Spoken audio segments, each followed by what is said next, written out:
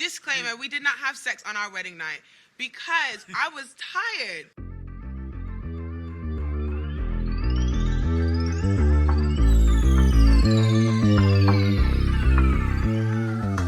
Hi, my name's Alex and this is my wife Taylor and we are the Morgans and we've been married for 7 months and 7 days.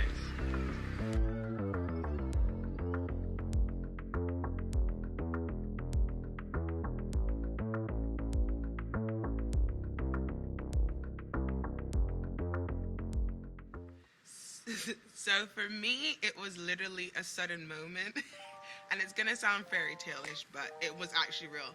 Like, Al and I, we always spend time with each other. So spending time together and all that kind of stuff isn't unusual. And we were just, I think it was after youth or something. I was dropping him home and then we were just in the car talking as we usually do. And then I told him just in passing, like, I didn't know something was wrong with my car. Oh, I did, what was it? The coolant thing to spray upon the windows stuff. Yeah. So I was like, I don't know where to put it because I recently got my car. I really don't know about cars. And so he's like, okay, I'll check it out. So then talking. Then he got out the car to go and check the thing. So then he was like, open the hood. And so I went down to click the hood and I came back up and then all of a sudden, Alex looked different. And I was like, wow. And I just felt a little bit shy all of a sudden.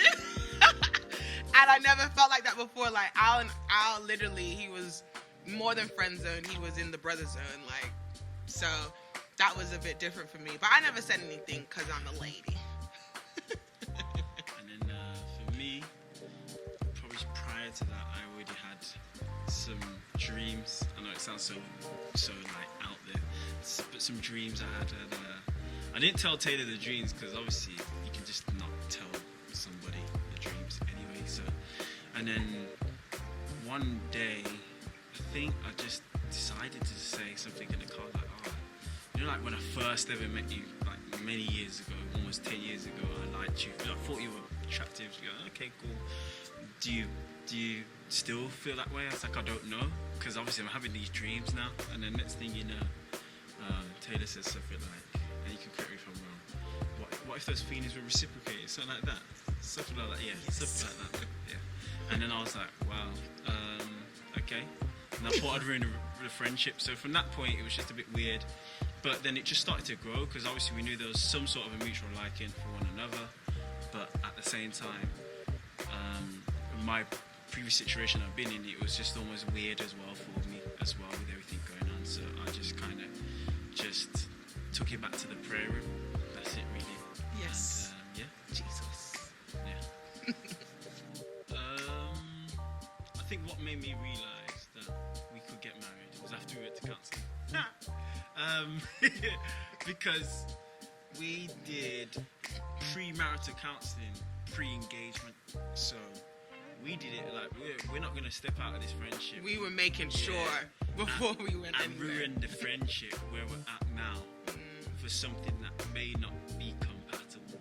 So we just checked, I guess, a level of the compatibility. Like nothing, you'll never learn enough about marriage, but you'll still learn enough about wanting to step forward and make the commitment. So for me, that was one of the indications that we ought to get married, beside the spiritual side of things. I think our courting experience was it was different because we were friends for so long. I think we had to make a little bit more of an effort to make it like we were dating, because like we always went out to eat together, just us. We always went bowling together. We always went to the movies together. Like all those things were just our regular lives together as friends. So it was like, I think for us it was more of like, what can we do? I guess things more outside of the box together, to kind of, make it feel more like dating. But I think really and truly, it was just an extent. Everything was just an extension of our friendship. Like we just lived our lives just regular. That was really it. Yeah. everything Taylor said, and even to the fact that we've even been on holiday together a couple times, so it wasn't really everything we've done that most couples tend to do together as couples, we just done as friends and built a good foundation as friends. So that's been our key. For me, there's only certain people's opinions that really matter for me, which is my parents, my brother, my grandparents, really. So I think the hardest one was for my dad, because my dad is not here. As much as he knows, Al's my friend, and Al has been to New York with me before, he has met my dad and stuff, to then all of a sudden be like, Al's my boyfriend at the time. Dad felt bamboozled, like we were dating for this whole time and we never told him. He's like, no, he has no respect, he come over here and all this kind of stuff, Dad thought we were dating for the whole time, and it really wasn't that. And so I think, to be honest, it could have been anybody and Dad would still be Dad, because I'm his only girl. So I think my dad's opinions was, I guess, the hardest one to come back, because Mom loves Alex more than she loves me, to be honest, and that was from the get-go. When we were friends, Al and Mom are like best friends, talking on Facebook, all that kind of stuff. I'm like, what are you doing? Talking to my mom. So Mom was an easy swing. LJ loved Al anyway. That was an easy one. My grandparents, same thing. So I think my dad's opinion was the one to sway, but I think after a while, Dad got to the point where he saw me as an adult, number one, and saw not only my love for Al, but Al's love for me. So it was okay. Myself, I was probably my biggest critic because of everything that I had gone through in such a short space of time. Prior to Taylor, obviously we've been friends for a long time, but I'd been engaged. That didn't work out. I'd also lost.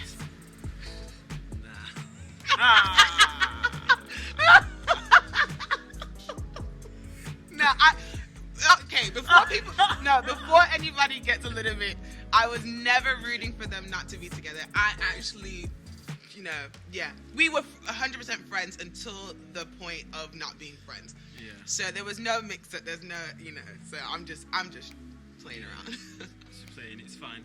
But it didn't work out. But there's a lot of the things I've been through quite a few close family deaths in terms of grandparents and even one of my uncles that passed. So a lot of things that just started to pile up, really. So I thought, am I just grieving? Am I just trying to latch to something? Am I just trying to not be on my own?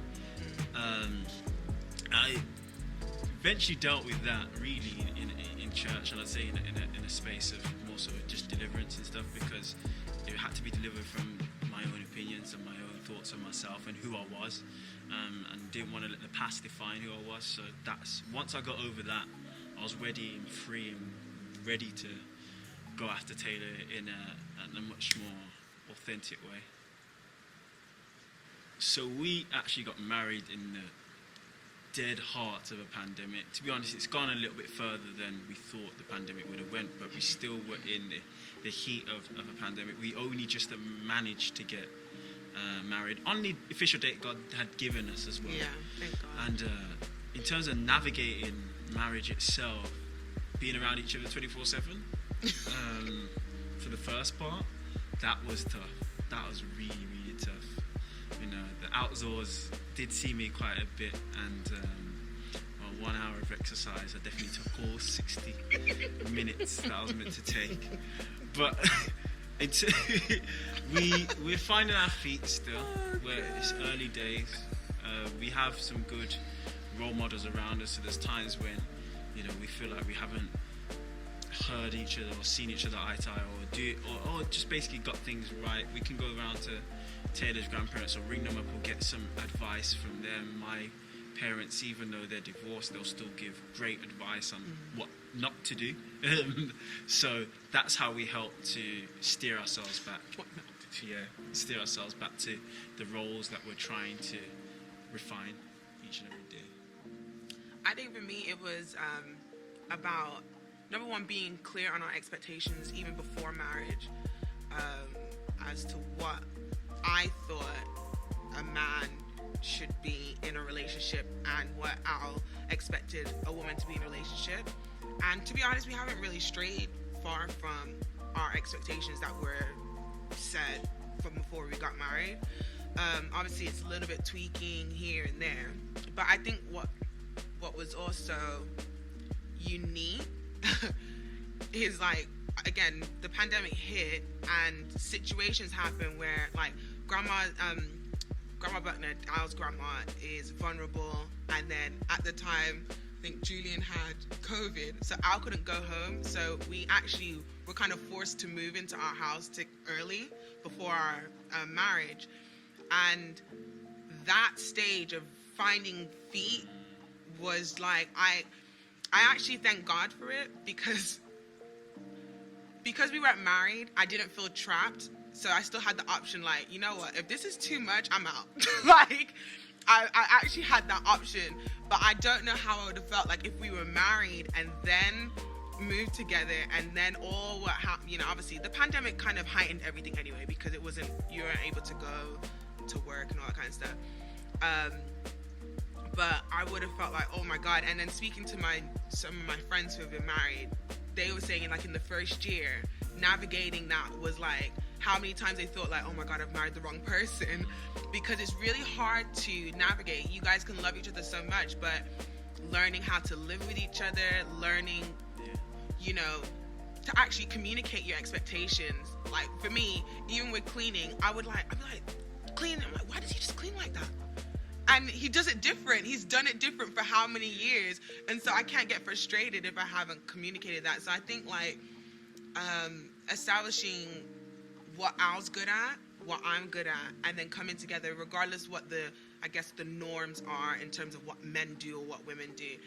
If, you know, wherever we fall in our strength, and then we can help support each other. And even then, like, in terms of finding our feet, say before we got married, like the engagement stage where we were actually genuinely forced to live together, I think with the absence of intimacy, it actually causes you to think clearly. So there's an element of clarity. There's an element of clarity. Like, I know, and not to speak about other people's situations, but there's guys out there that are getting away with doing nothing because in terms of their level of intimacy, it kind of allows the woman's vision to be clouded. Taylor's vision was not clouded at all because we didn't have that level of intimacy yet. But one thing that we definitely had was we had to talk things through and communicate, and that's one thing that we definitely learned during that early stage. And then when we got married, you know, we just continue. Yeah, we just continue. That's it, really. And we learn how to be intimate without being intimate. Yeah. So, I think for me, it was forcing myself, especially, because as much as I'm like, hey, everybody, blah, blah, I am actually very, private at the same time. Like, people feel like they maybe know my business, but it's, you know what I want you to know kind of thing. And so with Al and with a relationship, you have to be very transparent and very vulnerable. And I think being transparent and vulnerable with Al and feeling safe to do that I think it's just a different level of intimacy for me. Like, knowing that I can share my heart, share my ugliest thoughts, my greatest thoughts, and it not, you know, his love for me doesn't waver or, you know, whatever. I think that made me more drawn to Al and feel closer to him, to be able to share my heart in its entirety. But then also it's just regular practical stuff like spending time with one another. Just for me, I just like being like this. You know what I mean? Just being next to Al is just, you know, nice, and, you know, raises the level of intimacy for me. Yeah, I think definitely knowing that when you're naked and afraid, there's someone there to cover you and to raise your level of faith. Like when we think not legitimately not, naked. Not when you're vulnerable and transparent. you almost feel naked. It's just as much as Yeah, it's just true. you're bearing all your scars, everything, your fears, everything, and you know, like Adam and Eve in the garden, you know, they were naked and afraid. And the thing Okay, is, sweet too. what it then takes is somebody to come along and cover you once you are vulnerable, and then also as well to raise your level of faith, not just in yourself but also in God and what you guys are doing. So that's one thing that Taylor definitely did for me, was that I opened up about things like finances. This is even before we got married, like when we were engagement phase, and I cried. I was like, I haven't done a budget in years, and I'm like, why am I crying? In my head, I was like, why am I crying? But what it was is that I knew that opening up like this was actually going to allow Taylor to, okay, this is what we're going to do, this is what we're going to do, cover me. And then from there, I had all faith in the plan, and the plan worked out. And look, how many months later we were married. So, yeah, so that's just one area in which I was able to just be vulnerable, and Taylor helped me. So, yeah. Again, really cheesy, but it is just being my best friend every day, all day. It's just nice being with Al. I think, yeah. Mine's far from that. Like that is one of the greatest things about marriage, but for me the best thing about being married to Taylor, to Simone, is the fact that I get the best home cooked meals. I really thought. I was holding my breath. I get the best home cooked meals. That's what I get.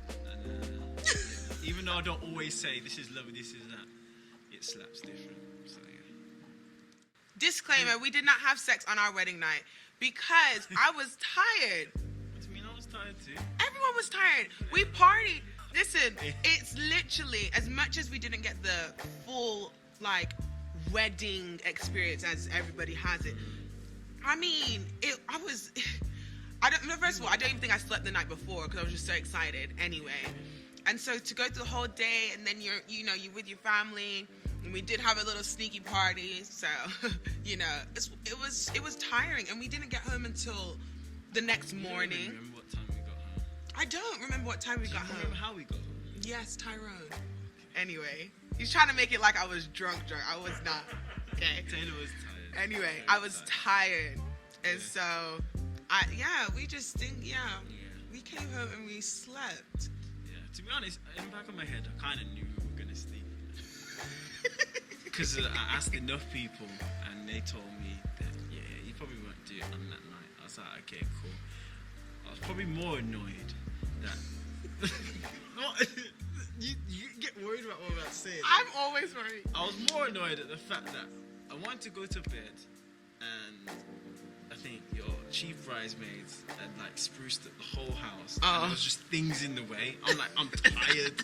Like, I just want to get to bed. But in terms of We did appreciate the girls. preparing to be intimate with one another because of marriage, when we stepped into marriage, it was just, we knew we were attracted to each other. Even our counsellor asked us the question, because she said, we would have paused it right here if you weren't attracted to one another. And having been in relationships prior in life, I know what attraction feels like. And I think, like Taylor said in her story, there was a switch. There's just a switch. When that switch switched, it was game over. But what I knew in myself, But what I knew in myself is that I'm not going to ruin it this time. That's literally what I said to myself the whole time. In fact, I said, if we do not get married on that day, I don't care. He's moving back to I'm Grandma's. moving out. That's it. Because we knew capacity. As much as I had that in my head. That's what I Yeah. had in my head. Like, as if I was a fighter getting ready for a big fight, I have to abstain from this and that. And then literally, come the fight night, it's postponed. He was like, I'm out. I was wiped out. But then I knew I'd be ready when the time came. Yeah. For me, it's a bit. I was actually really, really nervous. I think because everybody was talking about wedding night, and I was literally feeling like every time someone would mention it, my palms would sweat. Like, I was so scared. I was really, until I literally, before sounding really spiritual, I had to pray, like, Lord, help me just to be, have no kind of holds barred, just to be as relaxed I wasn't as worried at possible. all, You're different, Al. I was scared. I was scared and I was nervous, and I had to really pray to God, like, Lord, why am I so nervous when everybody's talking about, like, why do I get so nervous? And I really would just pray, like, God, help me not to be nervous, because this is my husband. I love him, and obviously we want to express it through that as well. And, you know, sex is a really important part of marriage. So I didn't want to, you know, But one thing, be a stick in the mud. because you make covenant with God, when you call upon the Holy Spirit will help you in marriage. So if you don't feel like you can lay it down or know what you're doing, the Holy Spirit will definitely help you. I'm over it, don't. Sailor. For me, divorce has never been an option. So you have to really take time, because this is forever. And I didn't ever want to make that mistake of being unhappy in marriage, because I have the most fantastic grandparents, especially my mom's parents. And when Grand doesn't know, I'm looking at him pinching my grandmother's butt, and they're giggling, and they're all have married for how many years? 70 plus years. And that has always been a desire of mine, to be happy in marriage, not just to be married. I think if your goal is just to be married, you're gonna end up making the wrong decision, and then it will literally bite you in the backside, and it's not gonna be fun. My goal has always been to be happy in marriage. So patience, what really came after making wrong decisions, really, and getting involved in relationships that wasn't ordained by God. And then you think, this is not it. And then when God brings you to the place of consult me first, and you just start to actually focus more on your relationship with God and not about what relationship you can get into, God will literally present your husband or your wife to you along that scale. So I think the most important thing is enjoy your singleness as well. People try to act like singleness is not dope. Before I could go on vacation, I had to tell nobody. I could just do whatever I wanted to do. Literally, my family, guys, I'm leaving next week. No necessarily accountability in that sense to say, you know, I have to factor in somebody else and factor in, you know, everything else. I moved to the beat of my own drum, but now you've got another person. So enjoy your singleness. It's fantastic. You learn a lot about yourself. And as you learn about yourself, then you will actually be able to learn what you even want in a partner. Because if I got married when I thought I wanted to get married at 23, I would literally be living a life most miserable, because what I wanted then was completely different to what I want now at, you know, a few years later. How old am I? 28. 5 years later, such a big difference as to what I was actually looking for in a partner. So enjoy your singleness, keep God first, and yeah. That's it. Mine would just be keep God first. That's it. I think a lot of people worship marriage. In fact, a lot of people worship black love at the moment as well. That's what's in. It's in. I don't know when it's going to be out, but right now, It's always in. But it's definitely something that people do. They worship singleness, they worship this, they worship that, and the thing is, just keep your worship solely focused on God and let Him direct you, literally, and you'll find comfort and peace in being single at that time, because you're keeping God first. When you're in marriage, you'll find comfort in being married, because trust me, at times it can become uncomfortable. But at the same time, once you keep God first, then you know you're following His steps and His plan for your marriage, just like you would for your singleness. That's my advice, and you just be content in where you are. The moment you start to look elsewhere for where you want to be, when it's not necessarily where you need to be right now, is the moment you start to feel that discomfort, start to feel discouraged, start to rush the process. When the process is the process, it's only going to take as long as it takes. So be content in the day that you're in, really. Yeah.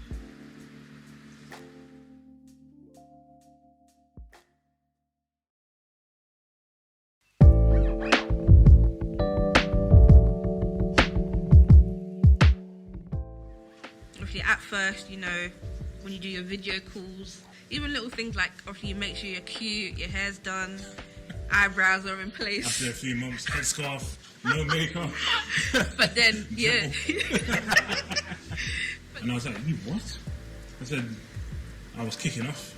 And then she let me know she was joking, and at that point I realised that I had to step up and make the decision because I didn't want anyone else to marry her. The whole of my life, I haven't been backing it up, and all of a sudden I got to just turn it on like a penny. Oh yeah!